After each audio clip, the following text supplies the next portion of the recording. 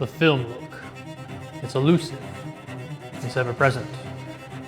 It taunts you. It's found in everyone else's footage but your own. You chase it, but despite it all, you can never emulate it. Or so we thought. What's up? My name is Nick, bringing you another episode of Beyond the Specs, and in this episode we are reviewing Dehancer, a film emulation plugin for your favorite editing software that focuses on turning your digital image into an analog look. And we're going to be diving pretty deep on this topic, going over our overall impressions of the software, the ease of use, how well it achieves the film look, and how well it achieves the look of film. Those are different, and we will explain why. How it does across a bunch of different cameras, from Reds, DJI, and Sony's, and then how it compares to actual Super 8mm film that we shot. And finally, if this product is even right for you. That's a lot, so we've marked everything out in chapters down below, so skip around to the parts that interest you. But before you go, a quick precursor. First, Dehancer approached us about making a review in exchange for a license. And normally, we only review gear that we purchase ourselves, because any incentive creates bias in a review. But they have absolutely no control over what we say, so we accepted. They gave us a month-long trial version of their pro plan, and if they take away our license after this review, so be it. We stand by the gear and software we use because as professionals, we have to rely on those tools, and you can't promote bad tools when people's livelihoods and reputation are at stake. All opinions are our own, and to be upfront, our opinion of Dehancer is favorable for reasons you'll see, and there are things that we think they can improve on, which you'll also see. Now, the second thing is, you'll see this is not our normal set. We've added a bunch of different colors and textures, and even a lovely light bulb in the background, because we're going to be testing out all the different looks that Dehancer comes with. Testing out halation, bloom, all the different film prints they have, and all the different film stocks they offer, just because we want to give you a comprehensive look at what Dehancer is. So we're going to start off in Rec 709, and if by having chance I've already skipped to another look, here it is, because we wanted to make sure that you as a viewer have the best overall view of what Dehancer offers and what it actually does to the look, because a lot of reviews out there when it comes to LUTs and to looks and to plugins really only give you the top line without actually showing you everything that it offers and why and what the emulation or LUT or plugin does for your film. So without further ado, let's start where we always start, and that's with a sense of imposter syndrome. The film look. What is it? Where did it come from? Why does it make me feel this way? All of these questions really, and so very few good answers, despite its heavy-handed grip on the filmmaking psyche and filmmaker wallets. The film look is an aesthetic that a lot of filmmakers, myself included, chase, because it just looks really darn nice. But what is it truly? Perhaps the best phrase to describe the film look is, I know it when I see it. And truly, that is a very good definition for the film look, because the film look and the look of film are two widely different things. The film look is the catch-all term for the aesthetic built on the nostalgic limitations found in the characteristics of analog film, created as a direct pushback to this clean and sterile look of the digital medium. And that's a mouthful, which really is our way of saying that the film look is just our interpretation of the look of film, based on our understanding and our memories of films shot in real film. The look of film, the distinct visual characteristics present in an imperfect analog medium, is different than the film look. And the look of film, the characteristics, the grain from silver halide crystals being exposed, the color shifts based on exposure and development times, the bloom from vintage lenses, the actual analog process. The look of film is what Dehancer is trying to digitize. And so we're going to be judging Dehancer on two fronts. First, on how well it emulates the look of film, and second, on how well it does in helping us achieve the film look. And so with all that exposition out of the way, let's get to the good stuff. Dehancer is a plug-in product that sells the freedom to control all the different characteristics of an analog medium and apply it to your digital images. And it does that extremely well. There are dozens of different characteristics that you are able to control and tinker with, from the typical film plugin options such as grain and film stock, to more advanced options like bloom and halation, to further analog characteristics that you're going to see when you develop film like overscan and gate weave. And the lengths that Dehancer has gone to get these characteristics is commendable, and something that we think really differentiates itself against other products. Now, very basic film plugins and LUTs use a color transformation to emulate a film stock. They use a sophisticated noise pattern to emulate grain, and they use a standard random generator to loop or emulate damage and gate weave. But they don't really dive into the process of film. Dehancer does. They have built their standard stocks, grains, and damages based on their time in their film lab, developing film, comparing it, and honing that transformation in until it was perfect. But they went a step further and digitized the act of processing film itself. You can push and pull film based on the results of pushing and pulling different stocks, and you can see what it does to the color. They included toning based on the printer lights used in processing, and they gave you an option to adjust the final print of the film, which adjusts the actual final image. And that is what we love about Dehancer. They took so much time to try to emulate all the characteristics of film that they've really made the art of processing digital images feel like processing film. And there are so many tools and so many characteristics to tweak that I've wasted too much time tweaking and testing than actual editing. Which is a problem, and there's so much here that we feel confident in saying that Dehancer is one of the most advanced film emulation plugins on the market. And one of the most advanced plugins we've used, and in spite of being so advanced, it's fairly easy to use. There's a learning curve to using Dehancer, but that learning curve goes down once you understand that everything about Dehancer is built to emulate the analog process. Dehancer treats your original image as an undeveloped piece of film.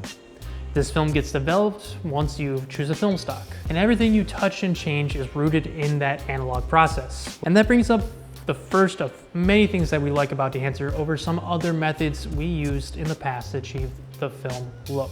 Dehancer feels like a tool, and it should for its price point, because tools are meant to be learned and understood deeply in order to truly unlock their full potential. Yes, it is not meant to be a quick and dirty drag and drop solution that you might see in other methods, but for how much this costs, we aren't really looking to slap a lot on it and call it good. We've truly tried to develop a look, a film look. And there are three key things you need to understand in order to use Dehancer properly. The first is your input color space. Whether you choose to use Rec. 709 or use one of the comprehensive color profiles, it is up to you. One thing to note, however, is that you do need to stick to one method or the other. We found that Rec. 709 conversion resolve is different from the actual conversion Dehancer uses for your log footage, even when all settings are the same. Not sure if this is something based on how Resolve is treating the conversion or how Dehancer treats the camera conversion, but the differences are noticeable enough to call out. The second thing you need to learn is where in your process you apply Dehancer. Now, I found my favorite process is applied as a second or third node in my chain, with base corrections being the first node. I like this process because I like to stick to a Rec. 709 world for times when I'm working with multiple cameras in order to match footage a lot easier. If I'm doing something a bit more quick and dirty, I might apply it as the first node, but making corrections with Dehancer is harder than just in prior nodes, and so I always try to color correct first and then color grade. Now, the last thing you need to understand is that everything you do should be in service of the story you're trying to tell. While this is obviously one of the golden rules of filmmaking, in this context, we are nicely trying to tell you that not everything needs to be applied. Dehancer is over-tooled in some aspects. And while damage and overscan is phenomenal and fun to play with, there are only certain situations that I would truly ever use it. It's really easy to get lost in the sauce with Dehancer. So first, define the look you want to achieve, and then use Dehancer to achieve it, rather than using Dehancer to find the look you want. Dehancer can be tiered in terms of complexity. The very basic tools of Dehancer, from film, grain, halation, and bloom, they're all easy, with plentiful options to create and base your color grade off of, multiple different film stocks across both motion picture and photography. The exposure compensation tools are also helpful to a degree, and they're based off of EV values, which we find helpful, but we generally recommend getting to a well color corrected image first in your prior nodes, rather than trying to color match footage using the built-in sliders. It's just a whole lot easier. When it comes to the actual film stocks that you can emulate using Dehancer, we find that these are fairly faithful to the real thing. You can skip to our comparison section later on, but when we actually compared Dehancer to the actual output of our Super 8 that we shot on Kodak Vision 350D and some film photography we shot on Porsche 160 and Porsche 400, we found that the looks were fairly comparable. We would actually go as far as saying that Dehancer does this better than any other film emulation plugin that we've used, such as Film Convert Nitrate. The grain features, again, are fairly easy to understand and use, and all of this is based on actual film across Super 8mm, 16, 35, and 65mm film, with characteristics you find across the actual ISOs of that film type. Here again, the slider is simple, but we recommend just sticking to the defaults because it's actual representative of actual film. One thing we did enjoy about this feature is that it does not seem to be based off of random noise that you'd find in basic plugins, but the actual data that is in the image. And that's a very nerdy way of saying that Dehancer did it right. And we think this is a great addition because the grain here creates actual texture to the film, rather than a glorified aesthetic. Now, the next basic tier is halation and bloom. And these characteristics are often the ones most sought after for the film look. And the way that Dehancer handles this is really easy. And it does this really well with characteristics that would normally take manual grading multiple notes to achieve. However, Dehancer goes a step further and allows you to select your halation based on the actual film processing method, which brings up another seamless transition to the other tools of Dehancer. When it comes to the more complex tiers of the Dehancer tools, you do need to spend time learning about each tool and how it affects your overall image. You can play around and learn by look alone, but when it comes to knowing when you want to use film compressor to pull back some of the highlights to achieve better saturation, or why you want to use Remjet for some halation versus no Remjet for others, you really need to understand the process. And Dehancer is as complex as you want to make it. And for that, we really credit Dehancer as an actual tool used to achieve an analog look. For those who seek depth and robustness in their tools, Dehancer is perfect. It allows you to dive deeply into the color process and is far more robust than other tools you would see. Dehancer is not a simple LUT, but an actual tool made for colorists and for those who want to dive deeply into the look of their image. And for that, we have really high regards of Dehancer. But let's talk about some criticisms when it comes to Dehancer. The first of which is a slider-based system is great for some things, but it is terrible and makes no sense for other things. For example, temperature compensation.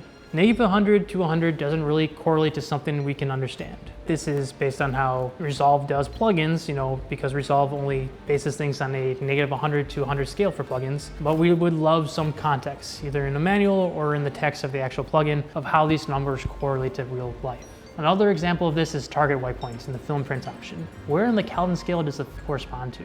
It does this with exposure, basing it on EV and actual stops, but I would love a way of understanding how to actually correlate these numbers correctly. The second criticism we have is the way Dehancer processes log footage or your camera profile. And really this is more about how the way Dehancer processing log footage produces a different look than going from log to Rec 709 in DaVinci and then using Rec 709 in Dehancer. We'd like to assume that using the color profiles are more representative and more accurate, but this creates an issue if we have multiple cameras or we have footage from a camera that is not in this color profile, such as our Phantom or Ember. The luminosity and saturation is different between Rec 709 and camera profiles, and trying to account for those differences does make it difficult enough for us that we chose to strictly go in a color managed timeline and work out of Rec 709 across the board to make it easier and make everything match. One other thing we would love to see implemented is a bigger overscan mode, so that you can see other frames like you would in other scanned footage like we would in our Super 8 footage. Now this is something we would love to see implemented if it is possible, but we know that's asking the world. Another thing we'd love to see is if a film profile is negative or positive. This is more so to help us with using the other tools, such as the film compression and color density, as it is different if you're doing positive or negative film, but it would be nice to use this rather than having to go back to a website to see which one is which. Lastly, there is one feature that we would like to see that isn't necessarily implemented yet, and that is image softness. While softness is more indicative of vintage lensing rather than analog characteristics of film itself, it would be a nice addition. Lenses have improved dramatically, so much so that they have become rather clinical and rather sharp across the board. This is vastly different than the vintage lenses you see, which has a certain softness to them, especially prevalent in Super 8. Having an image softness slider could help us achieve a better film look by giving those of us with modern lenses a way of achieving a more vintage feel. But then again, you could just increase the bloom all the way or add a mist adjustment in another node. Before we move on, we do need a second to acknowledge the tools that are more complex. And if you're kind of sick of me talking, I understand. You can go ahead and skip to the pretty pictures located somewhere here. For those of you who are still with me, I want to take a second to talk about the color head and film compression options. With film compression, we are able to achieve softer highlights while retaining a bit more saturation and a bit more color density of our image, pulling the top end of our footage to achieve a logarithmic curve that is more representative of film itself. You should always use this. You should always use this if you can, because it does wonders for retaining your highlights and really makes the footage feel more realistic to the analog format, achieving the look of film. Now the second thing we want to highlight is the color head. Here you can do color grading similar to how you have done it in the past to change the overall color of a film. I find myself using it more so for the tone rather than the color. But one thing to know is that the impact is by default 100. Change that thing to 50, because if you want to use this for your color grading, think of impact as a blend mode, helping you achieve more subtle differences in your color hues. 100, way too much. 50, spot on. I've been droning on for a long time, so let's get to the pretty pictures.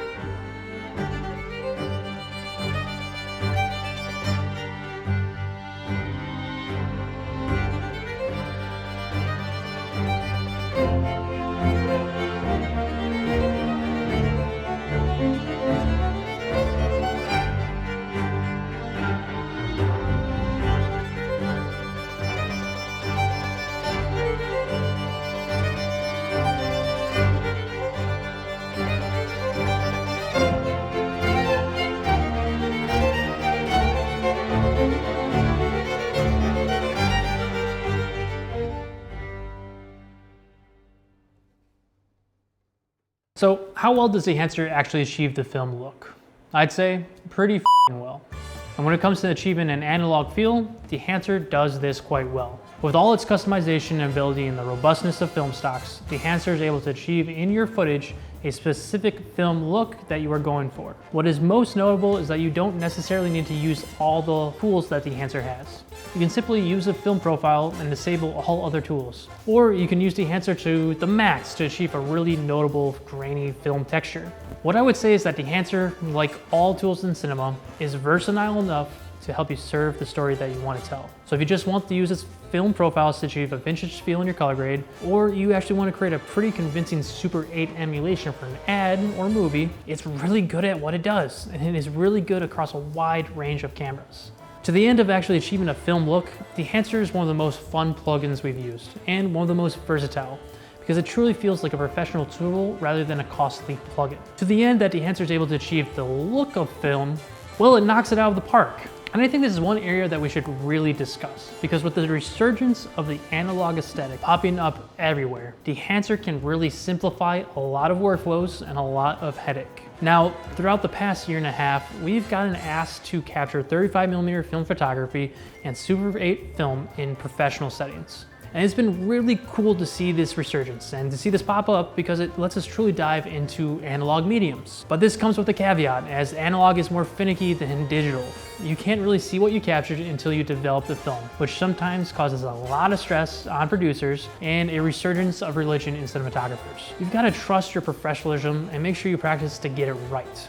But with the enhancer, I really feel like we can have the confidence of digital and achieve the aesthetic of analog. Case in point, I filmed a lot of stuff with high-profile athletes, and getting it wrong would mean losing the opportunities completely forever. But had I filmed this digitally, I could have had a lot less stress and achieved the same analog effects through the enhancer. Because the enhancer isn't your run-of-the-mill film gate overlay or grain stock footage. It's a true professional plugin meant to emulate film. And you see that most notably in the textures you achieve. And because of this, we love it. And for all the film plugins, for all of the grain textures and all the mattes and digital downloads I have done over the years and spent money on, I will say that Dehancer gets the closest to replicating the pleasing aesthetic of the physical medium. Dehancer as a tool can be used to emulate analog film. And to prove that point, here is our comparison. The footage here has either been shot in a Nulcom Super 8 camera, this one here, using Kodak Vision 50D, or one of our other cameras, a Sony FX3 or FX6 or Red Raptor.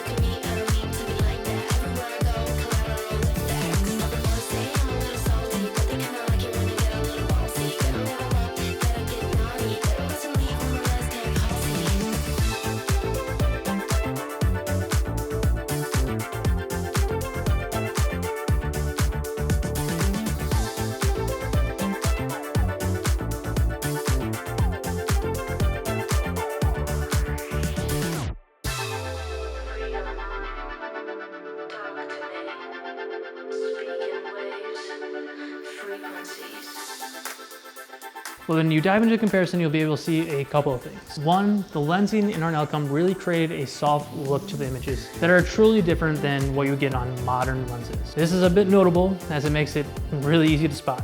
But when we apply a mist effect to the footage, this goes away. Obviously, not all footage needs a mist mode, especially if you're going for the look of 35mm, but for those going for the vintage feel of 8mm and 16mm, it's probably best. Next, you'll see a little different color contrast in your saturation between reds and blues. This happened for two reasons.